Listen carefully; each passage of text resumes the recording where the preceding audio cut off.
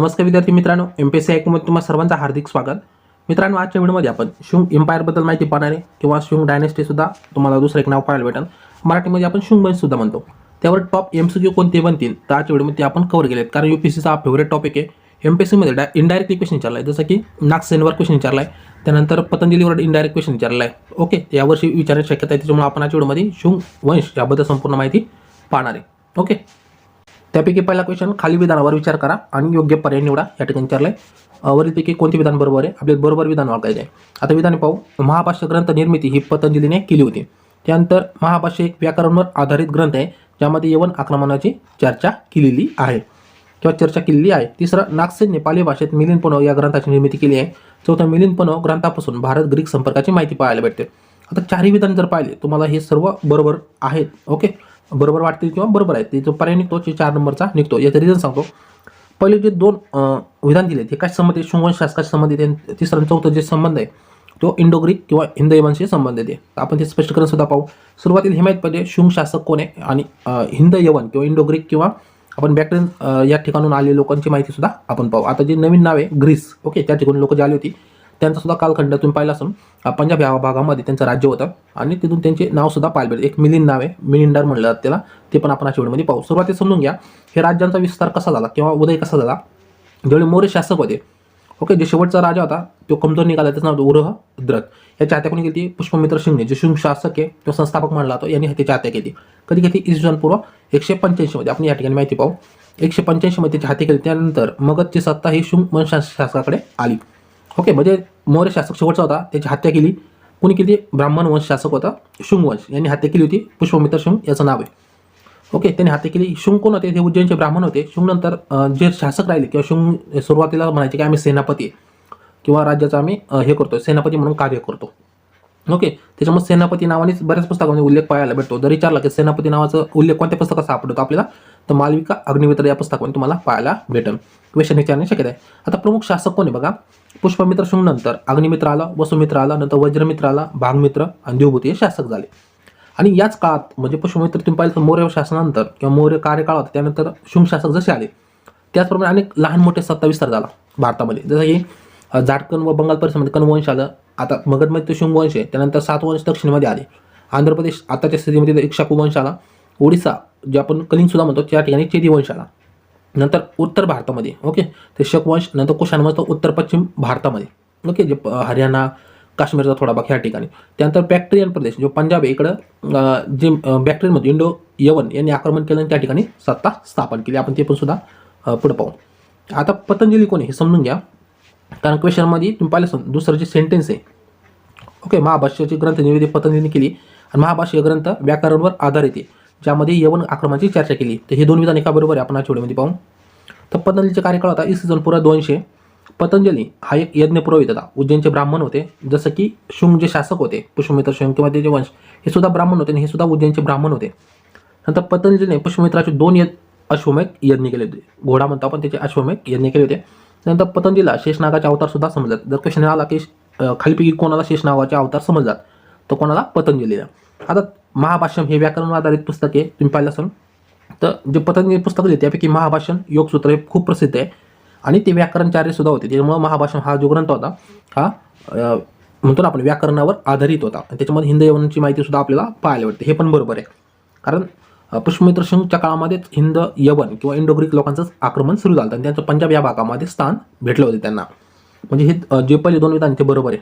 तर आता हिंद यवन जे शेवटचे 2 विधान पाहिले, नागसेनने पाली भाषेत मिलिंदपणव या ग्रंथाची निर्मिती केली. त्यानंतर मिलिंदपणव ग्रंथापासून भारत ग्रीक संपर्काची माहिती आपल्याला पाहायला भेटते. आता या ठिकाणी 2 कीवर्ड वापरलेत, एक म्हणजे नागसेन आणि मिलिंदपणव. तर यांच्याबद्दलची माहिती आपण सुद्धा पाहू, जेणेकरून 3रं व 4थं तुम्हाला बरोबर काय या ठिकाणी तुम्हाला त्याचं उत्तर सापडेल. आता सुरुवातीला समजून घ्या, हिंद यवन आक्रमण कोणत्या काळामध्ये झालं? पुष्पमित्र शिंगच्या काळामध्ये झालं किंवा बॅक्ट्रियन देशातून आले होते. बॅक्ट्रियन सुद्धा म्हणलं जातं किंवा ग्रीस देश आता नवीन नाव आहे. तर यातून आक्रमण ज्यावेळी झाली त्याच्यापैकी पहिला राजा होता डेमेट्रियस, हा प्रथम राजा होता. यांचं राज्याची स्थापन झालं पंजाब परिसरामध्ये झालं. याच वंशातील म्हणजे हिंद यवन या वंशातील एक प्रतापी राजा होता मिनांडर. त्याचं नाव काय? मिलिंद आहे. भारतामध्ये त्याला मिलिंद म्हणलं गेलं आहे. या ठिकाणी तुम्हाला सापडेल मिलिंदपणव. ओके, नागसेनने पाली भाषेत मिलिंदपणव ग्रंथाची निर्मिती केली. आता मिलिंदपणव काय समजून घ्या. तर तुम्ही पाहिलं असाल मी तुम्हाला सांगितलं की ज्या वंशातील प्रतापी राजा काय मिनांडर किंवा मिलिंद याचा कार्यकाळ होता इसवी सन पूर्व 160 ते 120. बौद्ध साहित्यामध्ये त्याला मिलिंद म्हणलं गेलं आहे. आता एकदा असं झालं की जे बौद्ध भिक्षू आहेत हे कोणाच्या राज्यात आले, मिलिंदच्या राजा याच्यामध्ये आले. आणि मिलिंदने म्हणजे मिनांडरने काही प्रश्न विचारले होते यांना आणि त्याचे उत्तर कोण दिले होते, नागसेन दिले. नागसेन कोण आहे, हा काश्मीरी बौद्ध भिक्खू आहे. ओके, यांनी त्याची उत्तरं दिली. यांच्यामध्ये जो संवाद झाला त्याला वादविवाद म्हटला गेला. आणि त्याचं संपूर्ण जी रचना आहे किंवा जी वादविवाद झाला याची संपूर्ण माहिती कशामध्ये पाहायला भेटते, मिलिंद पन्हो हे पुस्तक कोणलं, काश्मीरी बौद्ध भिक्खू नागसेननी लिहिली. तर क्वेश्चन येतात नागसेन कोण आहे, काश्मीरी बौद्ध भिक्खू होता. आता बौद्ध भिक्खू म्हणजे एका ठिकाणी दुसऱ्या राज्यामध्ये जात होते आणि आपले जे प्रसार त्या ठिकाणी करत होते. त्याचप्रमाणे ते मिलिंद किंवा मिनांडर याकडे ते आले होते. नंतर मिलिंद पन्होची रचना एक काश्मीरी बौद्ध भिक्षू नागसेनने केली होती. हे जे पुस्तक आहे ते वादविवादाने भरलेलं आहे आणि मिलिंद या सर्व प्रश्नांची उत्तरे मिलिंदचे जे सर्व प्रश्न आहेत त्याची उत्तर सर्व नागसेनने दिली होती. हे सर्व एका सभेमध्ये दिले आणि ते संपूर्ण उल्लेख आहे मिलिंद पन्हो या पुस्तकामध्ये लिहिले. आता क्वेश्चन करूया आपण. या ठिकाणी काय लिहिले, नागसेनने पाली भाषेत मिलिंद पन्हो ग्रंथाची निर्मिती केली. हे पण बरोबर आहे आणि या ग्रंथापासून भारत ग्रीक संपर्काची माहिती पाहायला भेटते. कारण मिलिंद पन्होमध्ये तुम्ही पाहिलं असेल मिनांडर किंवा मिलिंद यांच्यामध्ये वादविवाद झाला. वादविवाद म्हणण्यापेक्षा प्रश्नोत्तराचा हा जो 16 होता तो पार पडला होता. तर यावरून तुम्हाला समजतं की भारत ग्रीक संपर्काची माहिती सुद्धा या ठिकाणी पाहायला भेटते. म्हणजे 4 नंबरचा पर्याय आपल्याला या ठिकाणी पाहायला भेटतो. ओके, तर हे सर्व विधाने बरोबर आहे, तुम्हाला या ठिकाणी स्पष्टीकरण सांगितले. त्यानंतर दुसरा क्वेश्चन पाहू आपण. तर यामध्ये खाली विधाने पहा विचारले आणि यापैकी कोणते विधान चुकीचे आहेत ते ओळखायला सांगितले. या ठिकाणी काय विचारले, आपल्याला चुकीचं विधान ओळखायला सांगितले. तर आपण विधान पाहू. पहिले की पुष्पमित्र शुंगने 2 अश्वमेध यज्ञ केले होते. दुसरं, पतंजली पुष्पमित्राचे यज्ञ पुरोहित होता. त्यानंतर तिसरं, भानभटने पुष्पमित्र शुंगला आर्य म्हटले आहे. आणि चौथं, बरहूत स्तूप बनवण्याचे श्रेय पुष्पमित्र शुंगला दिले गेले. त्यापैकी चुकीचे विधान ओळखायला सांगितले. तर या ठिकाणी तुम्ही पाहिलं असाल पहिलं विधान, पुष्पमित्र शुंगने 2 अश्वमेध यज्ञ केले होते. हे बरोबर आहे, पतंजलीने त्याला मदत केली होती कारण पतंजली हा उज्जैनचा ब्राह्मण होता आणि 2 त्याचे अश्वमेध यज्ञ सुद्धा त्याच्या याच्यामध्येच पार पडले होते. त्यानंतर दुसरं विधान पाहिजे, पतंजली पुष्पमित्र यज्ञ पुरोहित होता. हे पण मी तुम्हाला या ठिकाणी सांगितले. त्यानंतर तिसरं, भानभटने पुष्पमित्र शुंगला आर्य म्हटलं आहे. हे चुकीचं आहे, अनार्य म्हटलंय. काय, आर्य नाही म्हटलं, अनार्य. ओके, हे नाव त्याला पाडलं होतं. त्यानंतर तिसरं, अनार्य म्हणजे सेनापती प्रकारचं एक नाव आहे. तर चौथं, भरूच स्तूप बनवायचे पुष्पमित्र शुंगला दिले गेले. हे पण बरोबर आहे. तर आपण स्पष्टीकरण सुद्धा पाहू. तर या ठिकाणी तुम्हाला पाहायला भेटेल पुष्पमित्राचा कालखंड आहे 185 ते 149 इसवी सन पूर्व काळामध्ये आहे. भानभटने पुष्पमित्राला आर्य म्हटले आहे, हे विधान चुकीचं आहे. त्याला काय म्हटलं तर अनार्य. आता मालविका अग्निमित्र या पुस्तक कालिदासने पुस्तक लिहिले, यामध्ये पुष्पमित्राला सेनानी किंवा सेनापती म्हणलेलं आहे आणि हे पण बरोबर आहे कारण बऱ्याच पुस्तकामध्ये सुद्धा माहिती पाहायला भेटते. आता मालविका अग्निमित्र कोण आहे, तो पुष्पमित्र शुंगे याच्या वंशातला एक राजा होता. आता भरहूत जंपीमधलं एक स्तूप आहे, ते बनवण्याचे श्रेय या ठिकाणी चित्र सुद्धा पाहायला भेटेल. तर हे भरहूत स्तूप आहे त्याचं श्रेय कोणाला भेटतं, पुष्पमित्र शुंगला भेटतं आणि याचा शोध कोण लावला होता, अलेक्झांडर कनिंघम. आता कनिंघम तुम्ही पाहिलं असेल भारतात जे पुराणवस्तू संशोधन सुरुवात कोणी केली, कनिंघमने केली, पण त्याला ते क्रेडिट दिलं गेलं नाही. ओके, त्याला त्याचा व्यवस्थित अभ्यास करता नाही आला असं म्हणते. अलेक्झांडर कनिंघमने याचा शोध लावला होता. आता तुम्ही पाहिलं पण एकदा क्वेश्चन करूया आपण.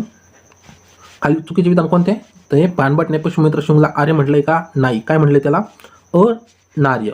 ओके, आहे पुढं आणि इथे या ठिकाणी लिहून दाखवतो अनार्य म्हटलं आहे आणि तिन्ही विधाने बरोबर आहेत. त्यानंतर पुढचा क्वेश्चन, कोणत्या अभिलेखात पुष्पमित्र शुंगद्वारा 2 अश्वमेध यज्ञ केले होते याचा उल्लेख सापडतो. आता पर्यामध्ये खारवेल हातीगुफा अभिलेख लिहिले. दुसरं, धनदेव याचा अयोध्या अभिलेख. तिसरं, गौतमीपुत्र सातकर्णी याचा नाशिक अभिलेख. चौथं, फतेपूर येथील रे अभिलेख.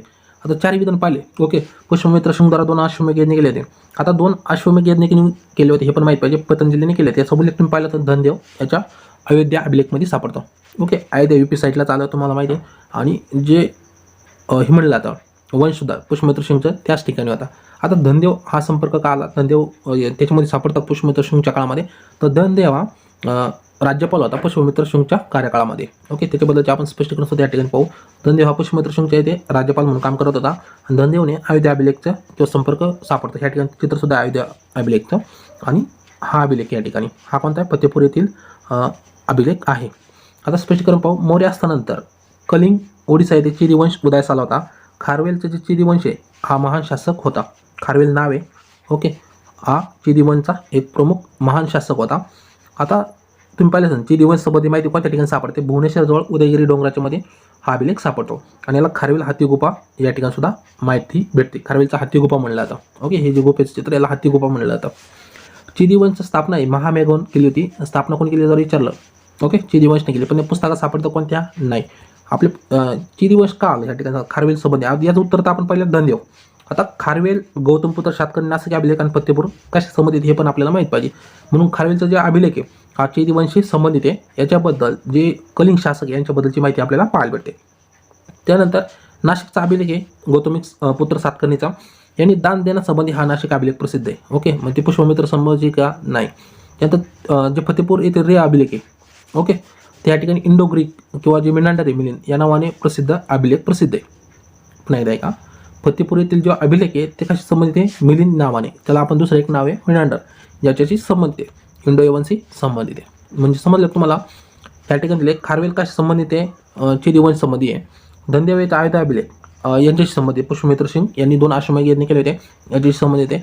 तिसरं गौतमीपुत्र सातकर्णी नाशिक अभिलेख, याचे दान देत होता तो, त्याच्याशी संबंधित आहे किंवा त्याच्या वंशशी संबंधित आहे, म्हणजे पुष्पमित्र सिंगशी का नाही. आणि चौथं फतेपूर येथील रे अभिलेख कशाशी संबंधित आहे, हा जे इंडो यवन आलते किंवा इंडो ग्रीक आलते यांच्याबद्दलची माहिती त्या ठिकाणी आपल्याला पाहायला भेटते. ओके, यांच्याशी संबंधित आहे. तर मित्रांनो, आपण जे पुष्पमित्र सिंग किंवा शुंग यमन शासकाबद्दलची माहिती आपण आजच्या व्हिडिओमध्ये पाहिली आणि याच 3 क्वेश्चनवर ते डबल किंवा फिरून क्वेश्चन विचारण्याची शक्यता आहे. तर मित्रांनो, तुम्हाला आजचा व्हिडिओ कसा वाटला कमेंट करून सांगा. जर व्हिडिओ आवडला तर व्हिडिओ लाईक करा. काही त्रुटी आढळल्यास नक्कीच कमेंट बॉक्समध्ये सांगा.